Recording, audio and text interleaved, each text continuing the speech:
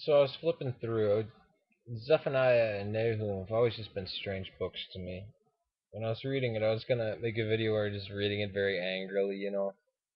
It says, I will completely remove all things from the face of the earth, declares the Lord. I will remove man and beast. I will remove the birds of the sky and the fish of the sea, and the ruins along with the wicked. I will cut off man from the face of the earth, declares the Lord. I'm not just reading, I'm getting to a point here. I will stretch out my hand against Judah and against the inhabitants of Jerusalem. Sorry, I still got some sparks in my mouth. I will cut off the remnant of Baal from this place, and the names of the idolatrous priests along with the priests, and of those who bow down on housetops to the hosts of heaven, and those who bow down and swear to the Lord, and yet swear by Milcom, and those who have turned back from following the Lord.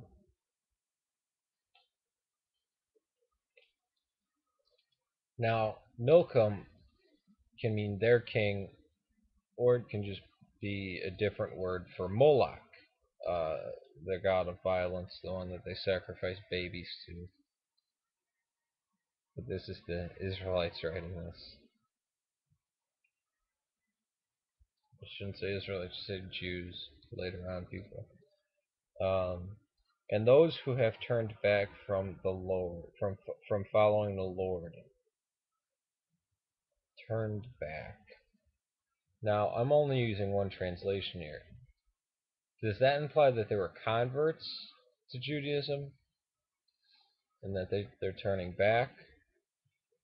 And this always seems to be the problem because the verse before it says, those who bow down the housetops to the host of heaven, and those who bow down and swear to the Lord, and yet swear by Milcom, their king,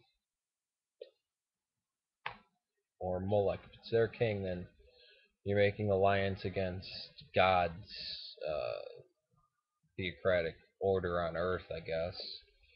If it's Moloch, then we're blending gods. It's a very common practice, the pagans incorporating gods. To this day, you can go buy pictures of Muhammad in India where people pray to Muhammad, and people pray to Jesus and Buddha. Buddha and Muhammad told people not to pray to them explicitly, but yet in India they do because they're a truly pagan society.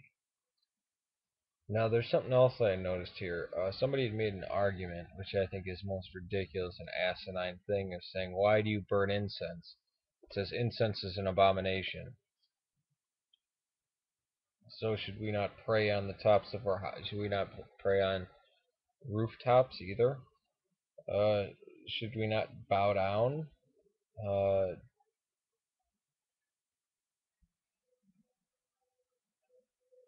a lot of strange things here. There's these little gems. I mean, the fact that this book is so ridiculously old. I mean, I don't think people really comprehend how old the Bible is.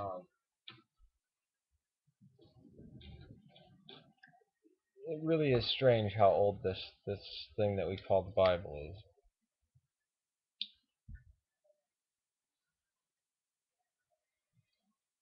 And it's funny when I hear secular scholars,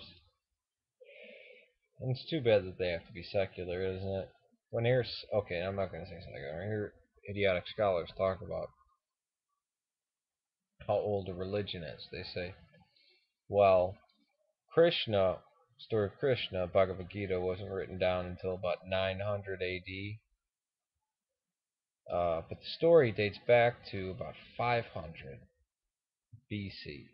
Uh, Buddhist scriptures are written down between AD 100 and AD 400, but his life was supposed to live uh, in the year 600 BC or so, 6 centuries before the birth of Christ. With Judaism, they say, well, we found the Dead Sea Scrolls and we have sufficient archaeological evidence that it goes back to 500, which is a lie. It actually you can get closer to the year 750, and in one case 900 BC.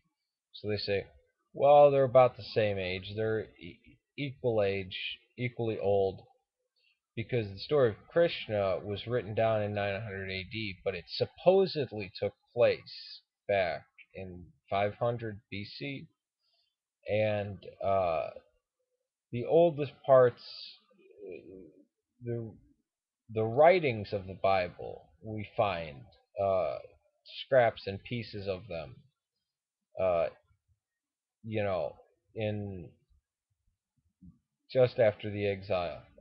Let's grant them that just after the exile, about 400 BC. Let's even be more generous to 400 BC, because there are plates and stuff. We find verses. I think they found the Shema in bronze or something that dates from that period. Uh, so in the biblical stories, they're supposed to happen uh, 1000 BC to 2 or 3000 BC. Uh, so they're equally old, right? I mean, Christianism, which was written down just over 1,000 years ago, which claims to be from the year 500, and then we have this archaeological evidence that shows that the God, the God, the Lord of Israel, Yahweh, was being worshipped around 500 BC. They're from the same time period, right? I mean, that's a total. There's nothing hypocritical about that. That there's no double standard in that, right?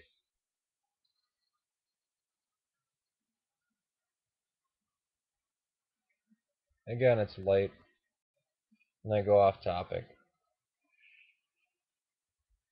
Just double standard. Just give me, man. It just, or it's like the stuff with ancient Greece and ancient China, uh, or the Great Wall. Oh, the Great Wall. Just look at, go there. It's so old. They built this thing that's so old. Well, the old part is the decaying lump of rice chaff that you see in the Gobi Desert. That's the ancient part. About 400 years ago, they put all that granite, brick, and stone and everything, where it was basically a road on top of the wall. That's only about 300 years old, or maybe five. I forget the date, 16 something. Uh, until I wasn't didn't excel in math. But anything in the West must be doubted, must be even shown as extremely young. I I hate the word scholar, and I hate people who are called scholars. But somebody had said that the French Revolution, no joke, historian actually, the French Revolution inspired the American Revolution. When they were caught in this fallacy, this not even lie, just their own stupidity, they kept trying to back it up instead of saying, "Oh, I made a mistake," because they based their whole talk on it. I wish I knew the name of the person. Curly-haired guy, big nose, glasses. I know that doesn't help. Tall, skinny. Kept saying how the French Revolution, how it really gave us our Declaration of Independence and all this stuff, and because Tom Paine was over there and he influenced the American Revolution.